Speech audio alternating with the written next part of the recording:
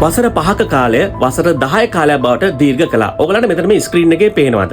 ජපාන් වල අද වෙනතුරු වසර 5 කාලයක් දීර්ඝ ලෙස ජීවත් වෙලා සිටිය යුතුයි නොකඩවා ජපාන් වල සිටිසන් එකට ඩොකියුමන්ට් සබ්මිට් කිරීම සම්බන්ධයෙන්. ඒක 2020 4 මාසේ 1 වෙනිදා සිට ඒගොල්ලෝ වසර 10ක් බවට දීර්ඝ කළා. ඔයගලන්ට මෙතන මේ ස්ක්‍රීන් එකේ පේනවා ඇති. ඒ වගේම මෙතන වර්කින් එක්ස්පීරියන්ස් එක ගැන මේගොල්ලෝ වැඩි මුකුත් විස්තර කියලා නැහැ. මේක ඔෆිෂියලි මුකුත් කියලා නැහැ. ජපාන් වල අදට මේ වෙනතුරු ජපාන් වල කියන්නේ වසර 5ක කාලයක් තුල සාමාන්‍ය වර්කින් එක්ස්පීරියන්ස් එක වසර 3ක කාලයක් තියෙන්න ඕනේ. ඉන්ෂුරන්ස් පෙන්ෂන් ටැක්ස් කියලා. පෙන්ෂන් එක සාමාන්‍යයෙන් අන්තිම අවුරුදු දෙක තමයි ගලන් බලන්නේ.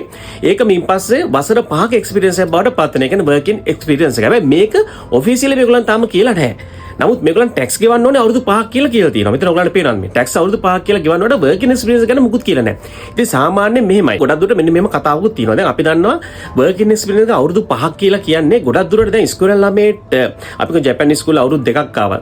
හරි සෙම්මන අවුරුදු 2ක් ඉගෙන ගත්තට පස්සේ ඔයගලන්ට සාමාන්‍යයෙන් යුනිවර්සිටි අවුරුදු 4ක් තියෙනවානේ. ඒතකොට අපි උදාහරණ වශයෙන් සෙම්මන් එක පැත්තකට දාලා යුනිවර්සිටි 4 ගමු. දැන් ඒක ගැන ගවර්න්මන්ට් එක හිතලා තියෙනවා. ඒතකොට සාමාන්‍යයෙන් ජපනිස් ලැන්ග්වේජ් ඉස්කෝලේ අවුරුදු 2යි යුනිවර්සිටි අවුරුදු 4ක් උනාම අවුරුදු 6ක් නේ. ඒතකොට ඒගොල්ලන්ට වර්කින් එක්ස්පීරියන්ස් අවුරුදු තව 5ක් වුණ එක අවුරුදු 11ක් ජපාන් වල ඉන්න ඕනේ. ඒ නිසා තමයි ගොඩක් දුරට මේ එක්ස්පීරියන්ස් එක මේගොල්ලන් තාම හරියට 5ක් කියලා තීරණය කරලා නැත්තේ. ඒ කියන්නේ තාම මේක වර්කින් එක්ස්පීරියන්ස් අවුරුදු 3+ කියලා තමයි කියන්නේ. නමුත් මෙන්න මේ කට්ටියට මේක කිසිම බලපෑමක් වෙන්නේ එදා වගේම නීතිය මේ විදිහටම පවතිනවා.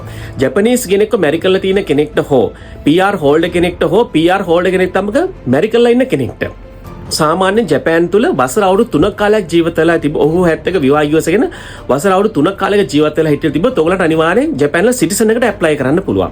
ඒ වගේම දුවා දරුවන්ටත් එමය. ඔයගලන්ට ජපාන් වල ඉපදුන දුවා දරුවන්ට සාමාන්‍යයෙන් දැන් මම වීඩියෝස් වල කියලා තියෙනවා වසරකට පස්සේ PR එකට සිටිසන් එකට ඇප්ලයි කරන්න පුළුවන්. විශේෂයෙන්ම සිටිසන් එකට. ඒ වගේම ලංකාවේ ඔයගලන් රැගෙන ආපු දුවා දරුවන්ට වසර අවුරුදු 1 සිට වසර 3ක කාලයක් ජීවත් වෙලා හිටිය තිබ්බොත් ඔයගලන්ට සිටිසන් එකට ඇප්ලයි කරන්න. ඒකේ කිසිම වෙනසක් වෙලා නැහැ. මේක ප්‍රධාන වෙනස වෙලා තියෙන්නේ වසර 5 වසර 10 බාටපත් වෙනවා 4 මාසේ පළවෙනිදා වර්කින් එක්ස්පීරියන්ස් එක වෙනසක් වෙලා නැහැ.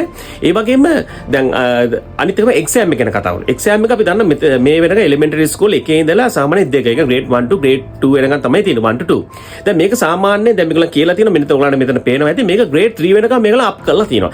නමුත් ග්‍රේඩ් 3 වෙනකන් අප් කළා කියලා ඔයගොල්ලෝ කිසි දෙයකට බය වෙන්න එපා. ඔයගොල්ලෝ සාමාන්‍ය ග්‍රේඩ් 2 වෙනකන් නොලෙජ් එකක් තිබුත් අනිවාර්යෙන් එක්සෑම් එක ඔයගොල්ලෝ ගොඩ දාගන්න මේ සිටිසන් එක දැන් මේම අවුරුදු 10 උඩා කියලා ගොඩක් බය වෙන්න. මොකද මට කතා කරන කට්ටිය ගොඩක් 8 to 10 වසර අවුරුදු 8 ඉඳලා 10 අතර කාලේ දින කට්ටිය තමයි ගොඩක් කට්ටිය වැඩි. ඉතින් ඔයගොල්ලෝ සාමාන්‍ය වසරක් වගේ කාලයක් ওই කමාර කාලයක් පොඩ්ඩක් වේටින් එකේ ඉන්න තියෙන. අපිත් එක්ක දැන් අපිත් එක්ක සම්බන්ධ වෙන කට්ටිය මම විශේෂයෙන්ම කියලා තියෙනවා වේටි ඒ කියන්නේ ඉන්ටර්වියු එකේදී ෆස්ට් මාත් එක්ක කතා කරන දවස් කියලා මෙහෙම වුණොත් ඔයගොල්ලන්ට අනිවාර්යයෙන් වේටින් එකේ අවුරුද්දක් විතර කමාරක් ඉන්න වෙනවා කියන ඒ ඇග්‍රීමන්ට්. ඒ කියන්නේ ඒ විදිහට ඔයගොල්ලන්ට පහදලා දීලා තමයි අපිත් එක්ක ඒගොල්ලන් මේ අපිත් එක්ක සම්බන්ධ වෙන්නේ මේ සිටිසන් එකේ ප්‍රොසෙස් එක සම්බන්ධයෙන්.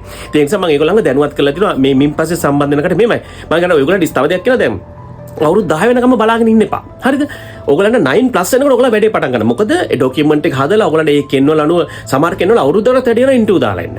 හරි ඉන්ටර්වියු ඔයගලන්ට ෆේස් කරන ඔයගලන්ගේ ඩේට් එක මේ ඒගොල්ලන් දෙන්න අපිට ඉන්ටර්වියු ඩේට් එක. ඒක නිසා අනිවාර්යයෙන් ඔයගලන් සාමාන්‍යයෙන් 9+ වෙනකොට ඔයගලා වැඩේ පටන් ගන්න. ඔයගලන්ට අතාලගෙන ඔයගලන් කැමති තැනකට කතා කරලා ඒ සිටිසන් එක ඔයගලා ප්‍රොසෙස් එක පටන් ගත්තොත් මං හිතනවා ඔයගලන්ට වරදින්නේ නැහැ කියලා. අනිවාර්යෙන් අවුරුදු 10 වෙනකම් ඉන්න ඕනේ නැහැ. ඒ වගේම දැන් මේ වගේ වෙනසක් වුණා කියලා ගොඩක් දුරට මොකලා බය වෙන්න දෙන්න. හැබැයි මේ වැඩන් එක අතකින් කියනවා මම ඕගලන්ට අනිවාර්යෙන්ම මම මීට කලින් වීඩියෝස් වල මේ දැන් මාස 6 නෙමෙයි අවුරුදුවකට කලින් මම ඔයගලන්ට කියලා තිබ්බා සිටිසන් වලට ක්වොලිෆිකේෂන් තියෙනවා නම් අනිවාර්යෙන් ඇප්ලයි කරන්න. බල ඉන්න එපා කල්පනා කර ඉන්න එපා කියලා මම කිව්වා. දැන් ඇත්තෙම මගේ වීඩියෝස් ටික අප්ලෝඩ් කරාට පස්සේ තමයි ගොඩක් දෙනෙක් ඇවිස්සලා මේ සිටිසන් එක මටත් ගොඩක් කතා කරා අයියාගේ වීඩියෝස් වලට පස්සේ තමයි මේ සිටිසන් ගැන ආසාව ඇතිනේ කියලා. ඕගලන් ඇත්තට ඕගලන් පරක්කු ඉතින්. කියන්නේ වීඩියෝස් මම අප්ලෝඩ් කරන ගමන් ඕගලන් ඒ ගැන ජපාන් ඉන්නකොට දැනීමක් තියෙනවනේ ක්වොලිෆිකේෂන් තියෙනවා නම් ඕගලන් අනිවාර්යෙන් ඒ සිටිසන් ගැනීම සම්බන්ධව ඕගලන් උනන්දුව තිබ්බනම් අද ඕගලන්ට මේ ප්‍රශ්නේ වෙන්නේ නැහැ. ඒගොල්ලන් ඕගලන් මං හිතන්නේ ඕගලන් අනිවාර්යෙන් මං මාත් එක්ක කතා කරලා කට්ටියන් භාගයට භාගයට වැඩි ප්‍රමාණයක් අනිවාර්යෙන් මේකට සිටිසන් අරගෙන ඉවරයි. හරි. දැන් උණ දේ වුණානේ.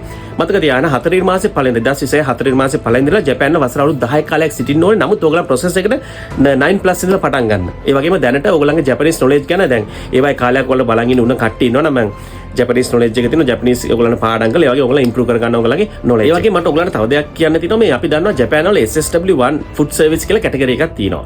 මේ කැටගරි එකේ යටතේ මෙතෙක් කල එක එක රටවල වලින් ජපානය බඳවාගත් සේවක සේවිකයන් සංඛ්‍යාව 2026 4 මාසේ 13 වෙනිදා ඉඳලා ඒගොල්ලන් తాවකාලික නවත්තන්න තීරණය කළා තියෙනවා. මේකට හේතුව තමයි රේවා 10. රේවා 10 කියන්නේ 2028 වර්ෂය වෙනකොට මේගොල්ලන් එක්තරා සංඛ්‍යාවක් හිතාගෙන ඉඳලා තියෙනවා වෙන වෙන රටවල වලින් ජපාන් වලට ෆුඩ් සර්විස් එක යටතේ SSW එක යටතේ ෆුඩ් සර්විස් සේවික සේ සංකම් බඳවා ගැනීමට.